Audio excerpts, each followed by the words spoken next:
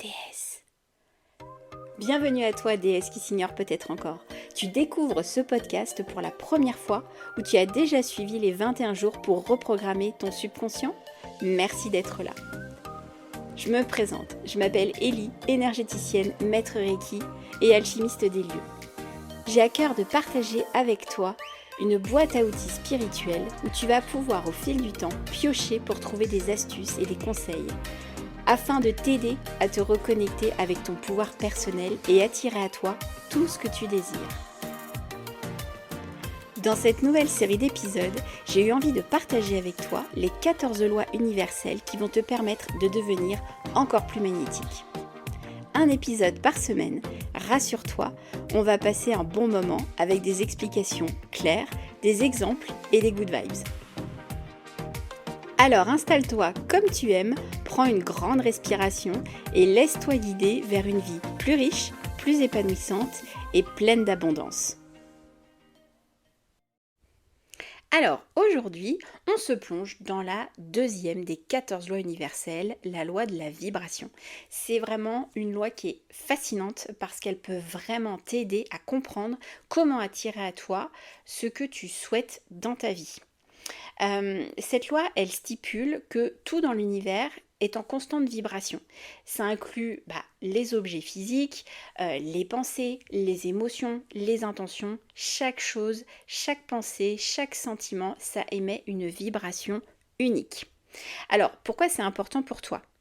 Comprendre cette loi, ça va te permettre de réaliser que tu as le pouvoir de changer ta réalité en changeant tes vibrations.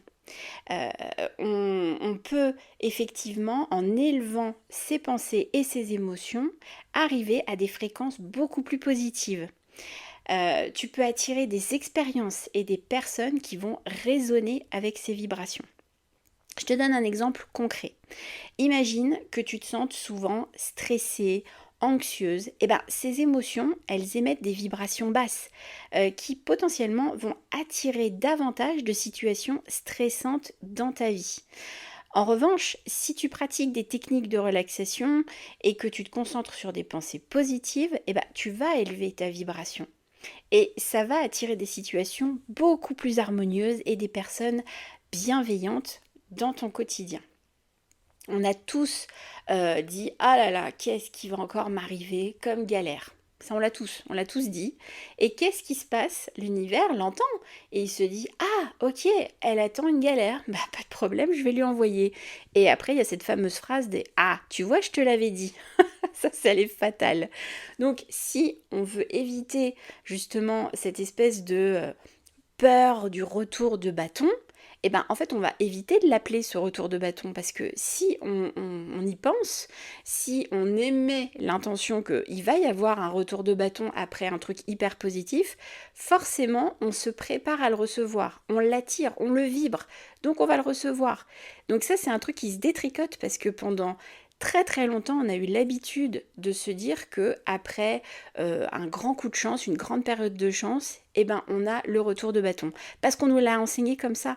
Nos parents croyaient à ça aussi. Et donc, c'est quelque chose qui reste très ancré dans notre société.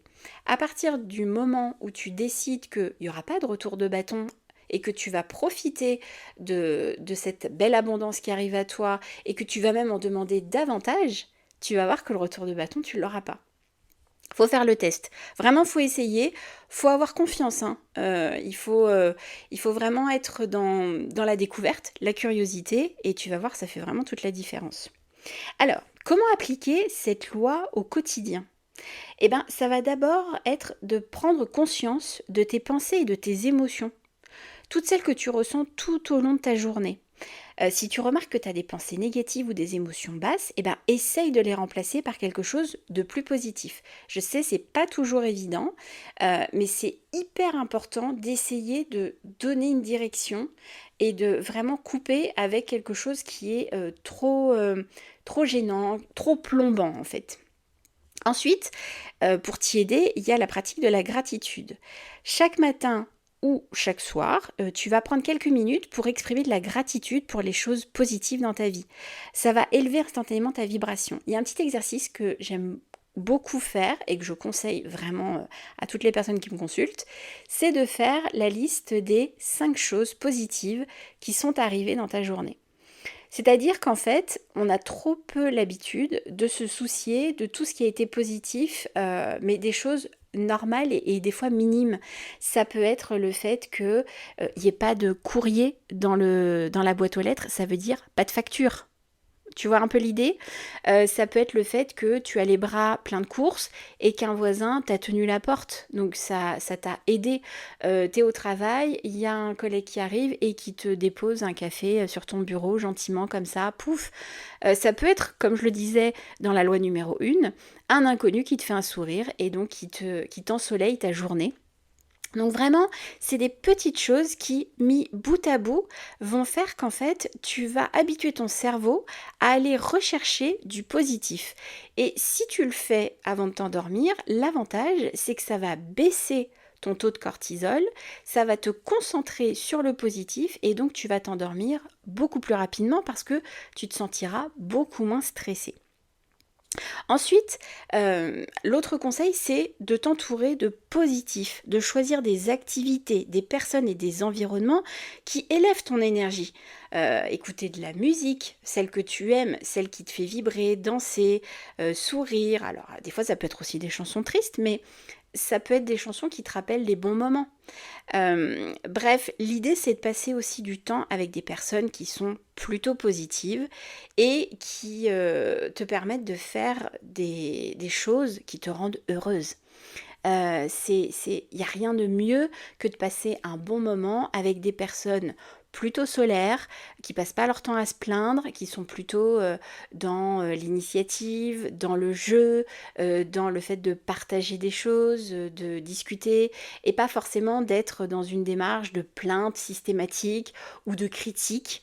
Ça, faut savoir que c'est des vampires énergétiques à fond, à fond, à fond, les personnes qui passent leur temps à parler sur un tel. On l'a tous fait, on peut tous le faire, enfin en tout cas quand on se rend compte que le faire, c'est pas une bonne chose pour son énergie, franchement vous allez vous rendre compte que vous allez arrêter de critiquer Pierre-Paul Jacques, vous allez simplement après transformer ça en observation et plus être dans le jugement. Et ça fait vraiment une grande, grande différence aussi dans les énergies. Et puis le dernier point, c'est d'être dans une pratique de la méditation avec des exercices de respiration qui peuvent t'aider à calmer ton esprit et à élever ta vibration. Ça peut même être quelques minutes par jour, on n'est pas obligé de devenir un maître yogi, simplement prendre ce temps de respirer. Parce que la respiration, elle va venir dans la colonne d'air qui est dans ton corps, qui est le long de ta colonne vertébrale, et donc ça va te permettre de te recentrer, de t'aligner. Potentiellement, ça permet aussi de se réancrer, de se reconnecter à notre source céleste. Donc, c'est vraiment un petit exercice parfait. Ça peut être un exercice de cohérence cardiaque pour ceux qui connaissent. Ça peut être simplement une respiration toute bête, prendre conscience de l'air qui rentre dans notre corps et de l'air qui sort de notre corps. C'est hyper important de se reconnecter à notre respiration parce que notre respiration, c'est un peu quand même notre souffle vital. Donc c'est nous permettre de revenir en nous et d'être dans l'instant présent et donc de nous permettre d'être plus connectés finalement à notre environnement et à notre corps. En conclusion, la loi de la vibration, elle te rappelle que tu es un être énergétique dans un univers énergétique. Et finalement, en prenant conscience de tes vibrations, en les élevant de manière intentionnelle, eh ben, tu vas attirer des expériences et des personnes positives dans ta vie. Fais le test, tu vas voir. C'est un outil super puissant pour transformer ta réalité et vivre une vie beaucoup plus épanouissante.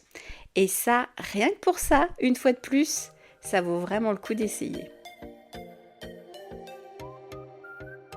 Tu as aimé cet épisode ? Pense à t'abonner pour ne pas louper les suivants. Et pour qu'un maximum de déesses découvrent ce podcast, je t'invite à liker, partager et commenter l'épisode. Un grand merci à toi pour ton aide et ton soutien. Et si tu souhaites aller plus loin, je propose des soins et des guidances personnalisées pour t'aider à te libérer de tes blocages et ainsi retrouver le chemin du bien-être. Tu trouveras les liens en description. En attendant, Rendez-vous la semaine prochaine pour découvrir une nouvelle loi universelle et ainsi te rapprocher encore un peu plus de l'abondance. Sois prête à accueillir le changement et la magie dans ta vie. Wake up, déesse!